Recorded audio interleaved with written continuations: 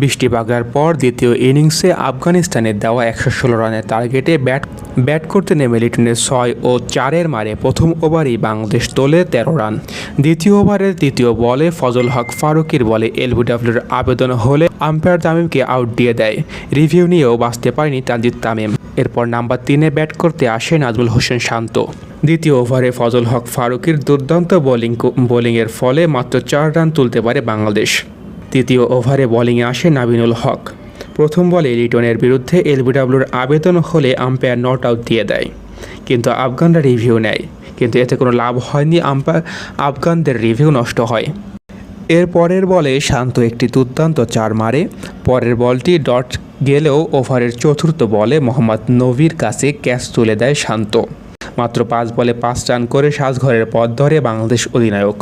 এরপরে ক্রিজে আসে সাকিব আল হাসান। তার খেলা প্রথম বলেই টপ লিডিং এজ তুলে দেয় সাকিব।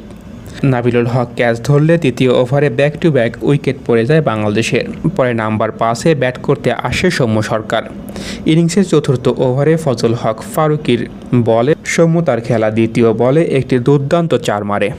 এই ওভারে আবারও বৃষ্টির বাগড়া দিলে খেলা বন্ধ হয়ে যায়। তখন বাংলাদেশের স্কোর ৩ ওভার ২ বলে ৩১ রান। এরপরে বৃষ্টি কমলে খেলা আবার মাঠে গড়ায়। তখন বাংলাদেশের সামনে সেমিতে যাওয়ার লক্ষ্য ৫৩ বলে ৮৫ রান। খেলা শুরু হলে তৃতীয় ওভারের তৃতীয় বলে লিটন সিঙ্গেল নেয়। এরপর ৪ ওভার শেষে বাংলাদেশের স্কোর দাঁড়ায় ৩৬ রান। তখন বাংলাদেশের লক্ষ্য ৪৯ বলে ৮০ রান। পঞ্চম ওভারে নাবিনুল হক বল করতে আসলে ব্যাক টু ব্যাক প্রথম ২ বলে ডট খেলে লিটন। এরপর ওভারের তৃতীয় বলে একটি দুর্দান্ত ৪ মারে লিটন দাস। এই ওভার থেকে আসে মাত্র ৭ রান। ষষ্ঠ ওভারে বোলিংয়ে আসে মোহাম্মদ নবী। এই ওভার থেকে মাত্র ৩ রান করতে পারে বাংলাদেশের ব্যাটাররা।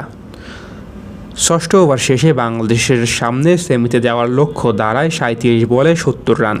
সপ্তম ওভারে বোলিংয়ে আসে রশিদ খান। সপ্তম ওভারের দ্বিতীয় বলে একটি সোজা কুইক বলে ১০ বলে ১০ রান করে বোল্ড আউট হয়ে বিদায় নেয় সৌম্য সরকার। ব্যাটিংয়ে আসে তাওহিদ হৃদয়। রশিদ খানের করা সপ্তম ওভার থেকে বাংলাদেশের ব্যাটাররা তুলতে পারে মাত্র ৫ রান। সপ্তম ওভার শেষে বাংলাদেশের লক্ষ্য দাঁড়ায় ৩২ বলে ৬৬ রান। অষ্টম ওভারে নবীর করা তৃতীয় বলে টপ এজ উঠলে ক্যাচ মিস করে ফজল হক ফারুকী। এরপরে বলে হৃদয় একটি দুর্দান্ত ৪ মারে। এরপরে বলে আবারও একটি ৪ মারে। ব্যাক টু ব্যাক দুটি ৪ মারে হৃদয়। নবীর এই ওভার থেকে হৃদয় এর ব্যাক টু ব্যাক ৪-এর সুবাদে বাংলাদেশ তুলতে পারে ১২ রান।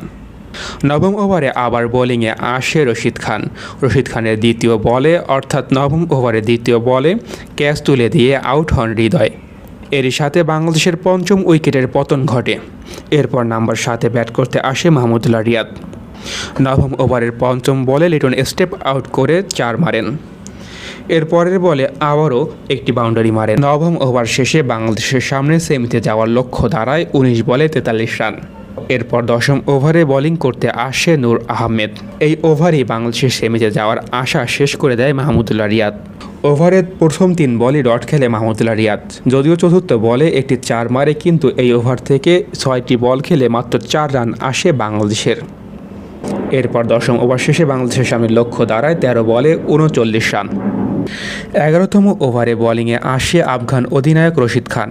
এই ওভারের পঞ্চম বলে বাজে ব্যাটিং করে বাংলাদেশকে সেমি থেকে ছিটকে দিয়ে আউট হন মাহমুদুল্লাহ রিয়াদ। তিনি ৯ বলে মাত্র ৫ রান করেন। এরপরের বলেই ব্যাটিংয়ে আসা রিশাদ হোসেন বোল্ড আউট হয়ে ডাক মেরে সাজঘরে ফেরেন। এরপর ১২.৫ ওভারে বৃষ্টির জন্য আবার খেলা বন্ধ হয়ে যায়। তখন বাংলাদেশের স্কোর ৮১ রানে ৭ উইকেট। এই অবস্থায় আর খেলা শুরু না হলে বাংলাদেশ ডিএলএস মেথড অনুযায়ী ২ রানে হারবে। এরপর আবার খেলা শুরু হলে বাংলাদেশের ১২ ওভার শেষে স্কোর দাঁড়ায় ৮৫ রান। এরপর ১৩তম ওভার থেকে বাংলাদেশ তোলে মাত্র ৬ রান।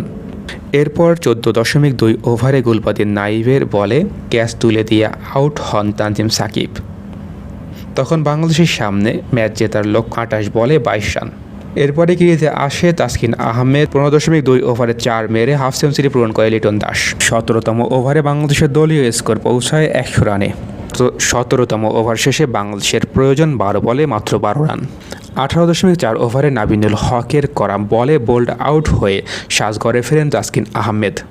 এরপর আবার বৃষ্টি শুরু হলে খেলা বন্ধ হয়ে যায়। তখন বাংলাদেশ ডিএলএস মেথড অনুযায়ী 3 রান পিছিয়ে ছিল। এরপর আবার খেলা শুরু হলে নতুন ক্রিজে আসা মুস্তাফিজুর রহমান প্রথম বলেই এলবিডব্লিউর ফাঁদে পড়ে আউট হয়ে যায়। এরই সাথে বাংলাদেশের পরাজয় হয় আফগানিস্তানের বিপক্ষে এবং সাথে সাথে আফগানিস্তান সেমিফাইনালের জন্য কোয়ালিফাই করে যায়।